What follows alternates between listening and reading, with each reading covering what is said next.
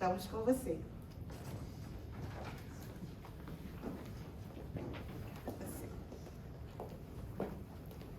Bom, gente, boa noite. Como a Simone falou, um tema desafiante, difícil e muito grande. Então a gente, claro, vai ter que seguir uma linha específica. O que a gente vai falar aqui hoje sobre o tema é muito específico e a gente vai pegar pelo lado lógico. A gente pode falar de 1 milhão de coisas aqui, mas vamos tentar um raciocínio lógico em torno desse tema. É meio desafiante, mas a gente vai tentar fazer isso aí. Depressão e suicídio são parte do mesmo espectro, né? Que começa lá há várias encarnações atrás, uma pequena insatisfação aqui, outra ali, a gente vai desenvolvendo, isso vai aumentando, se torna em tristeza porque as coisas não estão do jeito que a gente quer. Se a gente continua sustentando essa tristeza, a gente vai para uma depressão, né? E alguns acabam no suicídio. Então, é tudo parte do mesmo espectro.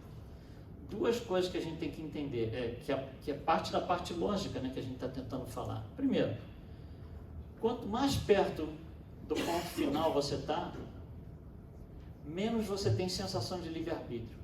Tanto é que o suicida, para ele, só tem uma saída. Não existem outros. Acabou o livre-arbítrio.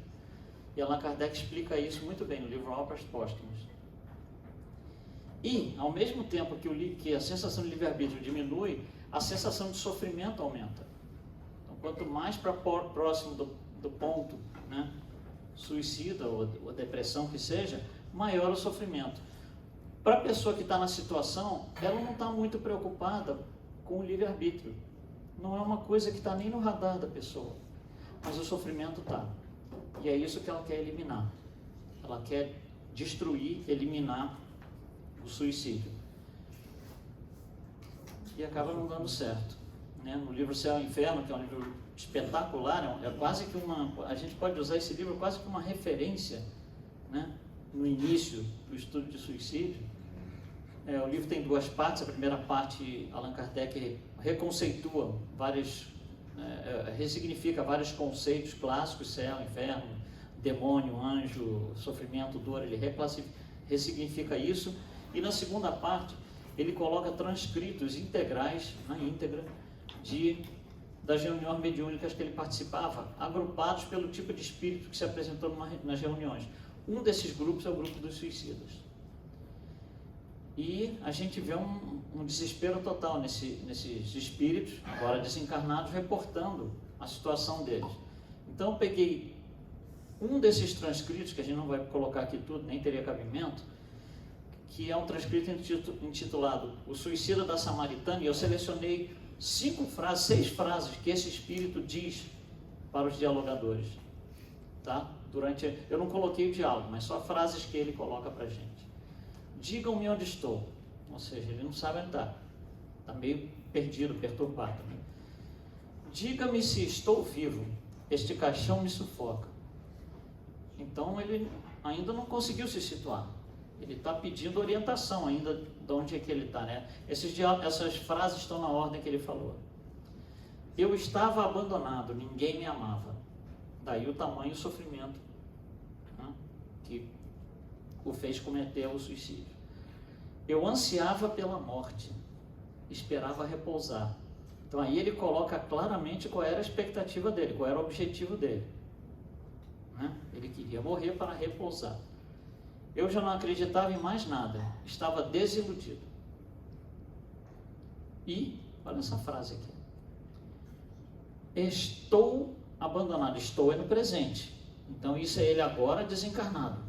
Não, na frase anterior eu estava, né, eu não era amado, era no passado, ou seja, está se referindo quando ele estava vivo. Agora ele está no presente. Então ele continua abandonado. Ele se sentia abandonado em vida, continua se sentindo abandonado. Mas olha o que ele fala: fugir do sofrimento para me entregar à tortura. Então é uma situação muito complicada, porque isso só é revelado ao suicida depois que ele comete o ato. O que a gente vai fazer aqui hoje é tentar, pela lógica, explicar o que acontece no processo suicida e como de alguma forma a gente pode ajudar aquele que está na depressão, não necessariamente no suicídio, mas que está na depressão. E para isso a gente tem que separar algumas coisas, que é o mundo material do mundo espiritual. A gente já fez esse trabalho aqui algumas vezes, né? Então, nós vamos começar lá de cima, da inteligência suprema, causa primeira de todas as coisas. De Deus emanam duas coisas, o princípio espiritual e o fluido cósmico universal. O fluido cósmico universal contém os germes, as sementes de tudo que um dia vai ser matéria, que é chamado de princípio espiritual, princípio material. Então nós temos duas coisas, o princípio espiritual e o princípio material, representados aqui visualmente por retângulos, mas o que é importante na representação, não tem cabimento a gente representar como retângulo, né, de fato, mas o importante nessa representação é não existe ponto comum entre os dois. Não existe nenhum ponto comum que seja ao mesmo tempo princípio espiritual e princípio material. Ou é um, ou está de um lado, ou está do outro. Então esse princípio espiritual, ele começa a interagir, assim que toda a criação é formada, ele começa a interagir com o princípio material, formando o reino mineral inteirinho. E aí ele fica mais esperto, mais desenvolvido, mais inteligente, a gente passa a chamá-lo de princípio inteligente, que é quando ele aprende a colocar vida na matéria inerte. Quando ele aprende a fazer infusão de vida na matéria inerte. Então ele vira princípio inteligente e continua lá interagindo com o princípio material, formando coisas muito mais avançadas do que o princípio espiritual fazia. Porque agora ele consegue fazer o reino animal, o reino vegetal inteiro, o reino animal inteiro. É o princípio inteligente. O princípio espiritual é o reino mineral. E aí esse princípio inteligente se desenvolve tanto que ele recebe uma outra denominação. É como se ele se graduasse e recebe a denominação de espírito por causa da individualização. Agora ele tem consciência própria e responsabilidade própria, mas ele continua indo lá do princípio material para formar coisas muito mais avançadas que os animais, as plantas e os minerais faziam. Bom, então, importante, não tem ponto comum entre o lado esquerdo e o lado direito, o lado do princípio inteligente e o lado do princípio material. Então, vamos aumentar um pouquinho isso aqui para a gente começar a trabalhar uma coisa mais específica. Então, de um lado eu tenho o espírito, que é o princípio inteligente mais desenvolvido, e do outro lado eu tenho o princípio material, que a gente está chamando aqui de matéria, por simplicidade de vocabulário. E são independentes. Bom, esse espírito, que a gente representa aqui por uma luz, né, ele vai interagir com a matéria, como a gente falou agora há pouco, formando outras coisas, diferentes dos animais e das plantas. Então, ele vai utilizar o princípio material para gerar um perispírito. Esse perispírito é uma forma que é utilizada para se formar um corpo físico, orgânico, biológico. Então, é um processo que todo espírito faz, isso aqui todo espírito faz. Bom, o que acontece no caso da depressão e do suicídio? Você vai no médico, né? Você não está bem, ou alguém não está bem, você leva para o médico. O que a medicina vai fazer? Ela vai trabalhar no corpo físico. No primeiro momento. Como que ela vai trabalhar no corpo físico? Eles trabalham no cérebro. Por que eles trabalham no cérebro? Então a gente pegou aqui um neurônio, né? Que é a célula do cérebro, e vamos entender o que acontece aqui para ver o que a medicina faz e como que ela parcialmente ajuda, mas não totalmente. Então, toda a informação que trafega no cérebro, né, o cérebro passa eletricidade dentro dos neurônios. Então, a eletricidade, se você pensar na eletricidade comum, nós temos fios elétricos, né, que transmitem, que carregam a informação. No cérebro é assim também, só que você não tem fios dentro do cérebro. Os fios são formados à medida que é necessário, pela junção, pela união, como a gente vê ali, de vários neurônios. Um vai se justapondo ao outro e tal. Então aqui a gente, por exemplo, formou graficamente, né, claro, aqui a gente tem 5 neurônios. Então digamos que esses 5 neurônios fossem necessários para passar uma certa informação ali. Aí a informação passou, depois que a informação passou, o que acontece com esses 5 neurônios? Cada um vai para o seu lado. Isso aqui, essa montagem, se desfaz. E aí esses neurônios vão se combinar com outros para passar outro tipo de informação, e isso é trilhões de vezes por segundo. Então é um negócio muito complexo. Só que na junção ali, onde um neurônio se junta com o outro, a coisa é mais complicada do que parece. Então nós vamos aumentar essa junção, tá? E dar esse negocinho aqui. O que isso está mostrando?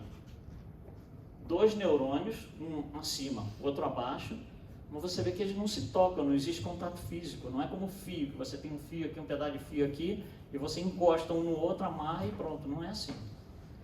Não existe contato físico. O que acontece com esses neurônios? Então, o sinal elétrico, ele vem, digamos que ele vai vir do neurônio de cima e vai passar para o de baixo. Então, ele vem lá do neurônio de cima, tá? E essas sinapses, aliás, elas acontecem em todo ponto de conexão, né? Toda vez que dois neurônios se encontram ali, você tem sinapse, que é o nome desse negócio aqui. Então, a informação elétrica vem descendo do neurônio de cima e vai passar por de baixo. O que acontece é quando ele chega ali na beirinha, você vê que tem várias bolinhas ali. Essas bolinhas são chamadas de vesículas sinápticas. São pequenas, é como se fosse uma bolinha de água, né? Então, quando o sinal elétrico chega ali, ele rompe as bolhas. Rompendo as bolhas, o líquido que está dentro vaza. Esse líquido vaza, né, a gente vê ali o líquido vazado entre os dois neurônios e vai para o neurônio de baixo. O neurônio de baixo sente a presença dos elementos químicos, né, que estão ali, e converte aquilo de volta para a eletricidade. Então, olha só, vem um sinal elétrico, ele é convertido para sinal químico e volta a ser convertido para sinal elétrico em cada ponto de conexão. Isso é feito trilhões de vezes por segundo. Essa química que vaza, são chamadas de neurotransmissores, né, que é um nome que a gente ouve falar muito, é isto. Qual que é a importância de nós espíritas entendermos isso? Aqui começa o nosso entendimento, olha só. Então, a linguagem do cérebro, ela é dupla. Você tem parte da linguagem do cérebro é elétrico, é eletricidade, e parte é química. Tudo que é objetivo é na parte elétrica. Por exemplo, se eu chegar para vocês e perguntar assim, o que é isso aqui? Eu imagino que 100% das pessoas vão falar no microfone. É extremamente objetivo. Se eu perguntar o que é isso, é uma mesa. O que é isso? É um computador. É objetivo, você não precisa ficar, né, perder nem tempo, você responde objetivamente. Isso é a linguagem elétrica do cérebro. Então eu perguntei, né, o que é isso? Resposta objetiva, é um microfone, isso é sinal elétrico. Aí eu pergunto para você assim, é grande ou pequeno? Ali já não é objetivo. Essa resposta vai vir dos neurotransmissores. Não é mais eletricidade, é química. Então, duas pessoas não respondem igual para nada. Porque os seus neurotransmissores, o seu cérebro são diferentes do meu. Os meus neurotransmissores, hoje de manhã, quando eu decidi colocar uma camisa vermelha, estavam de um jeito. Amanhã, quando eu colocar a camisa amarela, estão de outro jeito. A mesma pessoa, fazendo a mesma atividade, colocar uma camisa. Então, olha só como existem muitas variáveis. Esses neurotransmissores, então, são responsáveis pela percepção. A gente falou agora há pouco que na depressão e no suicídio a pessoa tem percepção que perdeu o livre-arbítrio. É uma percepção, ela não perdeu o livre-arbítrio. Todo mundo tem livre-arbítrio. Mas, o que está acontecendo no cérebro dessa pessoa? Ela está precisando de mais neurotransmissores. Como que a ciência resolve isso? Aqui são os nomes dos neurotransmissores, que não tem muita importância para a gente, mas como que a ciência resolve isso? Né? Através de remédios, de química. Então a gente injeta remédio na pessoa. Esses remédios são chamados de antidepressivos. Ajuda? Você ajuda. Nossa Senhora, a pessoa sai entre aspas aí, surta, a pessoa sai lá de baixo, se levanta. Não ajuda só a pessoa que está passando pela situação, mas ajuda quem está em volta, que está sofrendo e vendo. Então, resolve parcialmente. Ajuda. Então, não é para ninguém se livrar, né? Não quero porque é remédio. É necessário. Chegamos nessa condição, como chegamos é outra história. Chegamos nessa condição, precisamos, porque o dia que falhar a medicação, você esqueceu de tomar alguma coisa, a pessoa vai lá para o fundo, de novo. Aí tem que tomar o remédio para subir. Então, a pessoa é tratada como? Tem que tomar remédio o resto da vida. Por quê? Você está trabalhando do lado material das coisas, você está trabalhando na consequência de um processo. Aquilo ali não é a causa. Os neurotransmissores estão baixos porque alguma coisa causou isso tudo aí. E a causa não está do lado material, a causa está naquilo que impulsiona o lado material, está aquilo que transforma o princípio material para fazer coisas da criação. Então, a proposta do Espiritismo é: nós não vamos mexer na medicina, o remédio continua lá, mas a proposta do Espírito é: você quer ficar só no alívio ou você quer cura?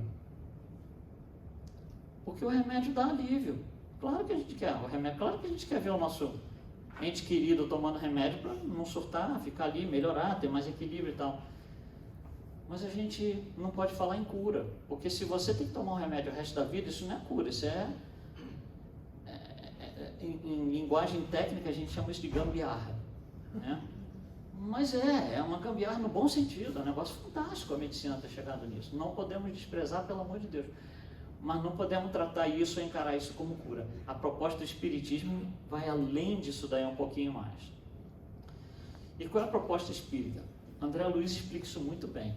Para que ele explique isso, ele chega para a gente e diz assim: olha, para explicar eu preciso dividir o perispírito em 3 pedacinhos, em 3 partes, né?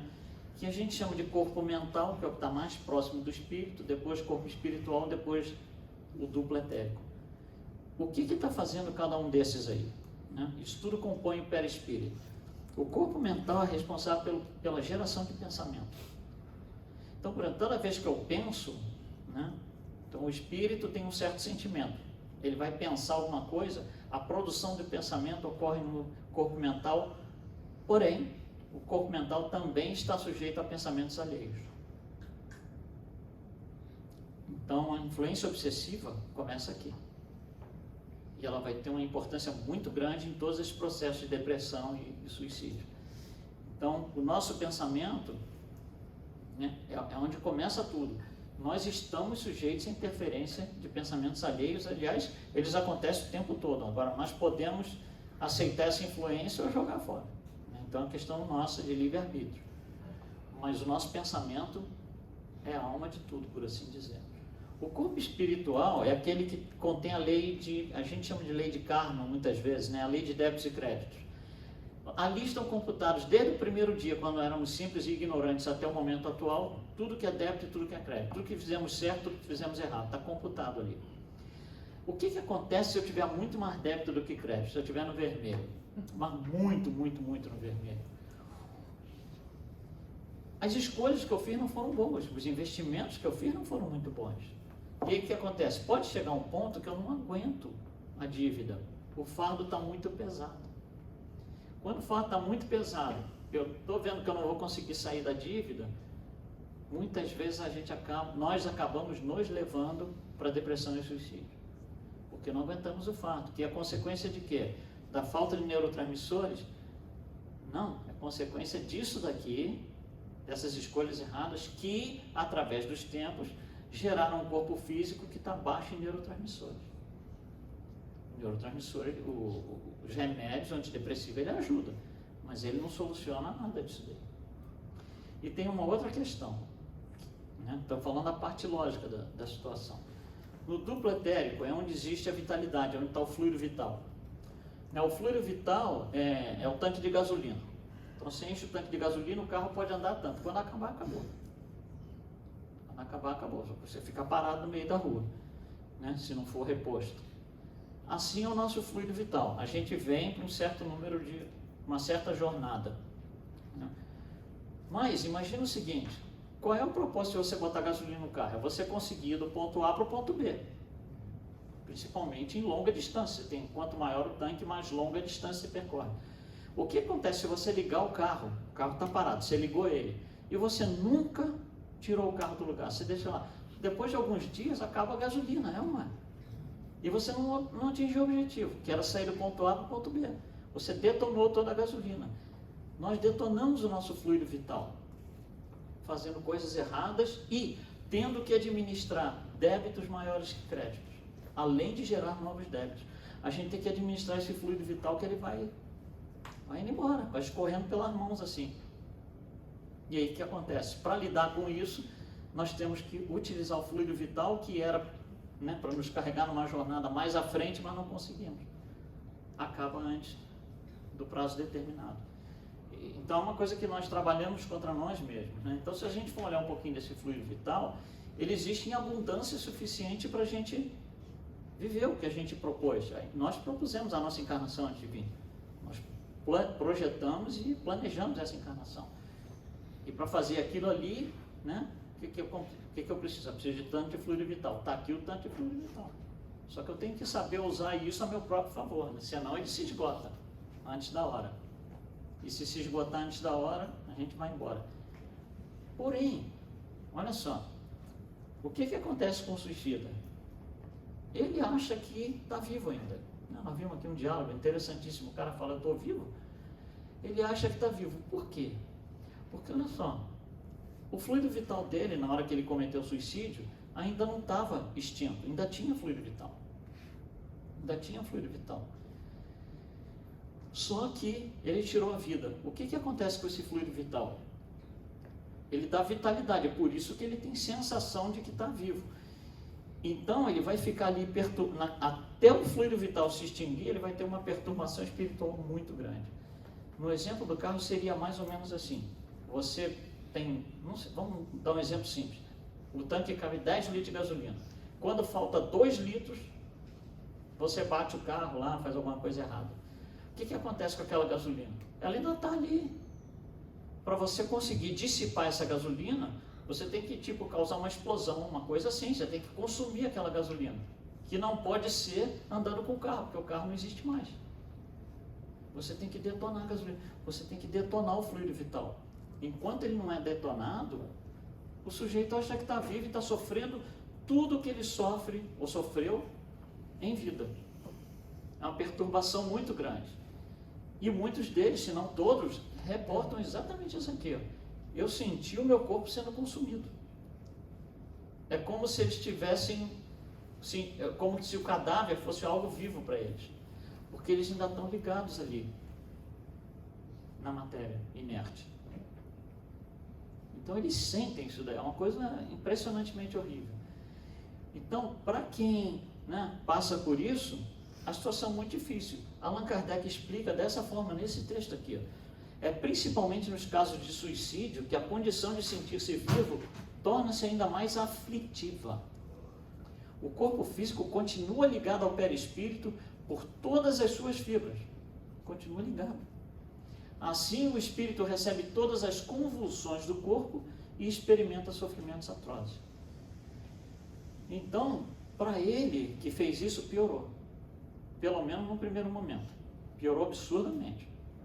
Porque a ideia era livrar do sofrimento, mas está sofrendo mais agora do que antes. Bom, então, voltando à nossa figurinha aqui, olha só como é interessante. O que a gente tem do lado material? O que existe na criação que pertence ao lado material? Eu coloquei algumas coisas bem simples aqui. Todos os objetos que a gente conhece, né? O mundo físico, cadeira, mesa, corpo físico, né? Tudo que tem no universo, que a gente vê. O Sol, a gente não pega nele com a mão, mas, né, a gente sabe que está lá, os planetas, tudo isso pertence ao lado material. O nosso corpo físico e o nosso perispírito também. Embora não seja visível com os nossos 5 sentidos, mas ele é algo formado com a intervenção do princípio inteligente no princípio material. Então tudo isso está do lado de cá, do lado de lá. O que nós temos do outro lado?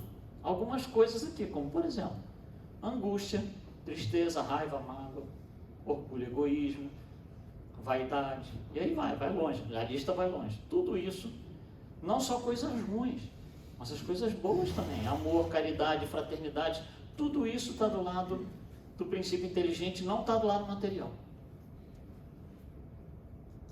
E dor moral está aqui também. E sofrimento está aqui também. Porque se sofrimento estivesse lá, você era capaz de me dar a fórmula química do sofrimento. São tantas moléculas disso, com tantas daquela, combinadas assim desse jeito, não tem sentido isso. Então olha só. olha onde entra a lógica espírita.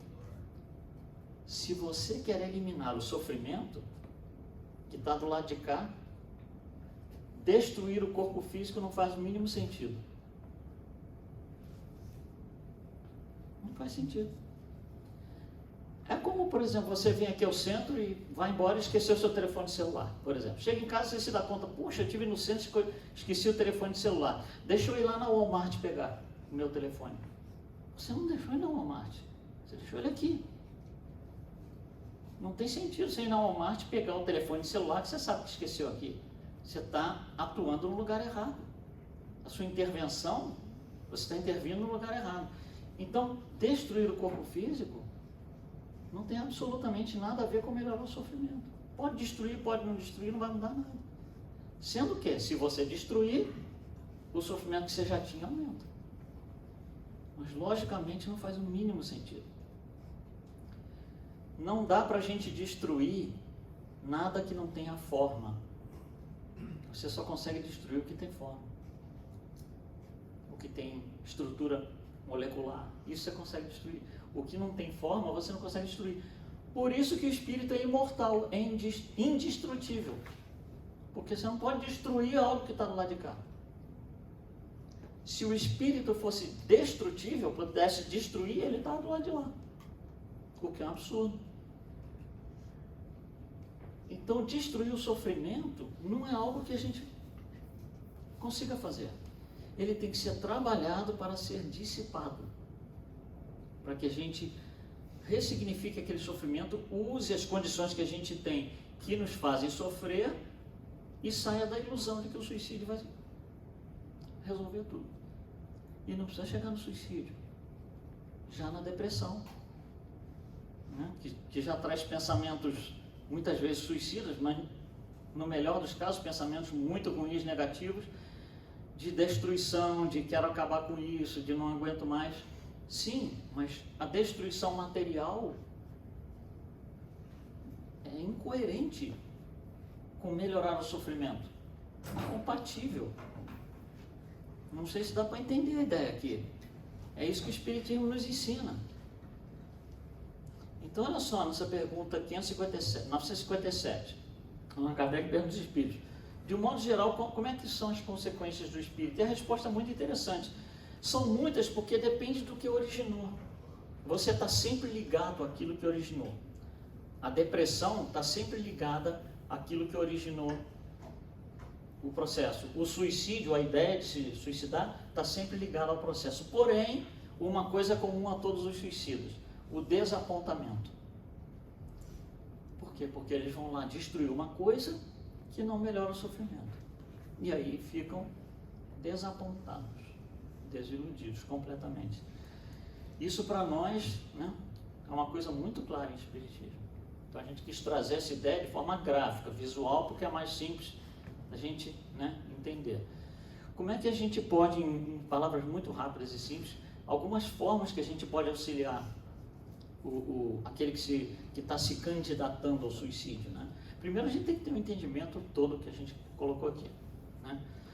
Segundo, a gente tem que trabalhar um pouco na parte física, porque senão a pessoa vai aniquilar o corpo. Então temos que limitar acesso a remédios, armas de fogo, etc, etc, que são coisas que normalmente os próprios médicos, psiquiatras, que seja, vão indicar, né, esse tipo de preocupação.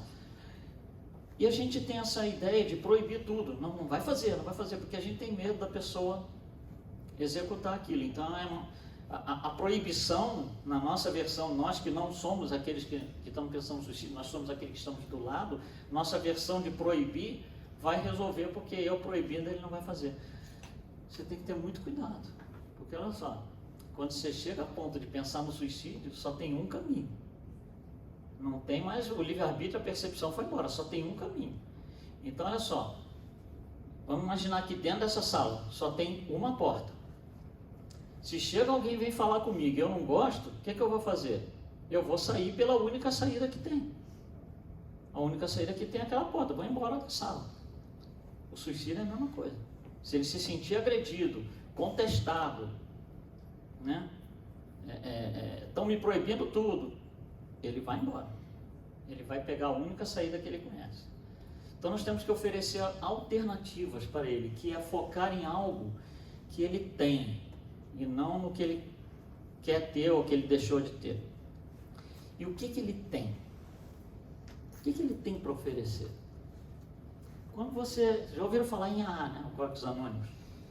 O que acontece lá? É uma reunião onde os supostamente alcoólatras se reúnem. Para quê? Para beber? Não. Eles não se reúnem no bar. Eles se reúnem para a troca de experiências. A experiência de um pode ser válida para o outro no seguinte sentido: eu ainda não tinha passado por isso, mas puxa, olha, aprendi que isso aqui também não é bom. Ou você se alinha com a pessoa, também passei por isso, cara, vamos sair disso. Né? Você tem que oferecer algo bom. O suicida tem algo bom para oferecer. Ele tem a experiência de ter chegado onde ele chegou, que muito poucas pessoas têm essa experiência em comparação à população mundial.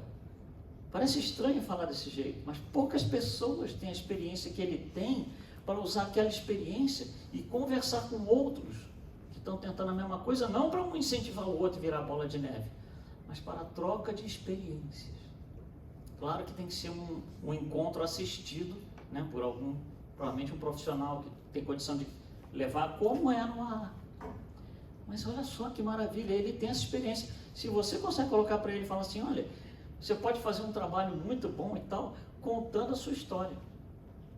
Ele não vai negar. Ele não vai sair pela única porta que tem. Né? E é uma coisa que auxilia os outros. E oração, obviamente, né? Sempre auxilia com ele, com aquela pessoa. Se ela for refratária à oração, né? Fazemos nós, direcionada para ela.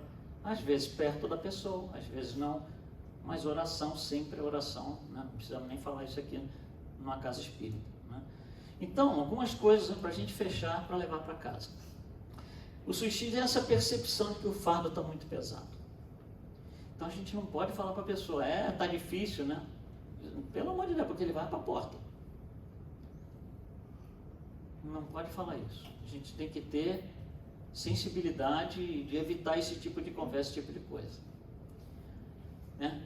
Nós sabemos que é uma decisão equivocada, uma série de decisões equivocadas que fizeram com que essa pessoa perdesse o interesse pela vida ou a falta de entendimento pelo propósito da vida.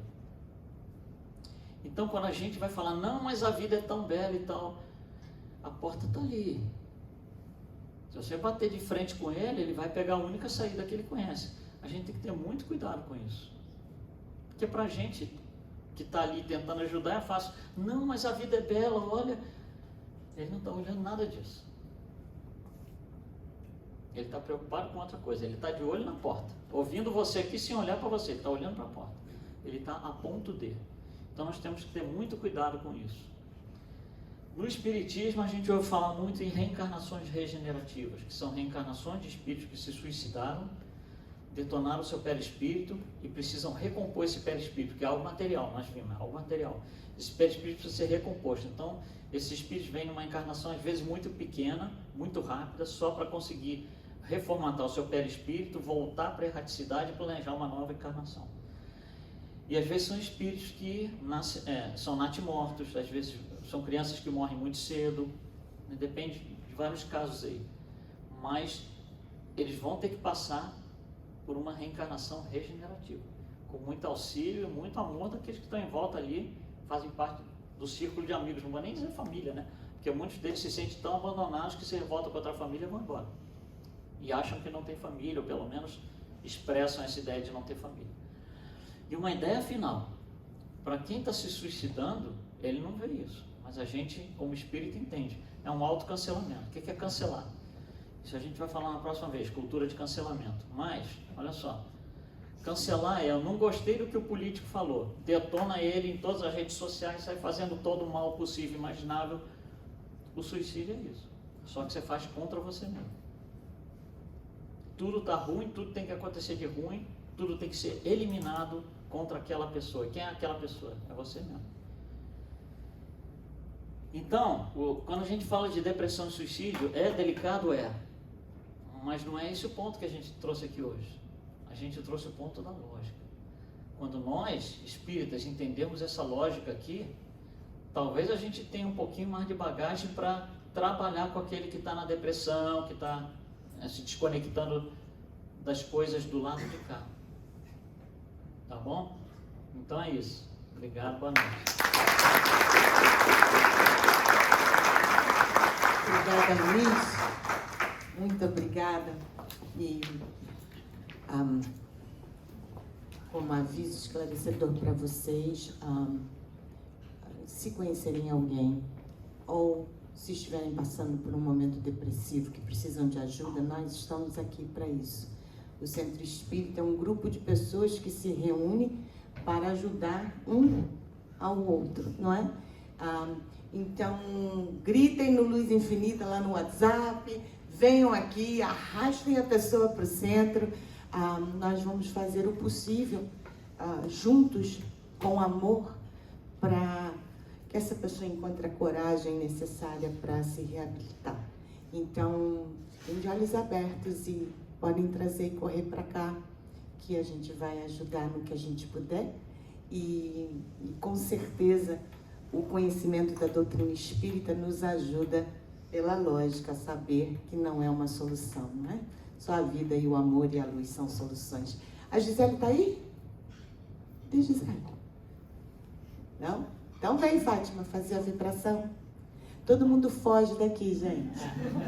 Não sei porquê. Aí, ó, fugindo. Marcos. Vem, Marcos. Para salvar o marido, ela veio. Senão ela não viria, não. Não vem assim. Eu queria me salvar, né? Mas não deu. Fiquei muito assim, né? Tive nem tempo de falar, não. Não. Pego vocês todos no susto. No susto mesmo. Mas não sei tirar. Fica no vermelho lá, vai do lado de lá. Aqui? Não, lá do outro lado. Aí. É. Aí. O vermelho no vermelho também, Vermelho. sem óculos, não tá, né? Minimiza. Fazer a nossa vibração.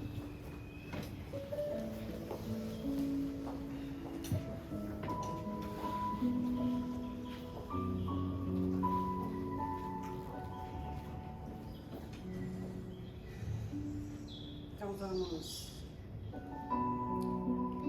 acalmando nossos corações, com tantas informações preciosas aqui ditas, enchendo nossos corações de luz, de paz, harmonia. Que possamos também vibrar por todos que estão passando por estes momentos difíceis, com esses pensamentos, que mandemos luz, muita luz, conectando com cada um deles, pedindo a Maria, nossa mãe querida, que vibre para seus filhos amados, que estão em sofrimentos aqui na Terra, passando por uma jornada difícil.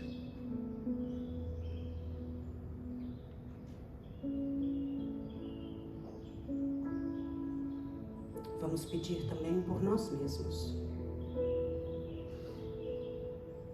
que essa luz divina adentre de cada coração aqui presente e que possamos vibrar amor e luz, muita luz, para nossos familiares, para nossos amigos, vibrar luz em nosso trabalho, que passamos a maior parte do tempo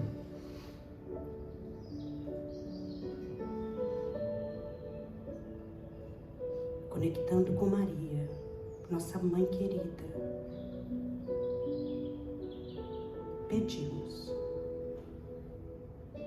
dai-nos força, dai-nos luz, paz e harmonia.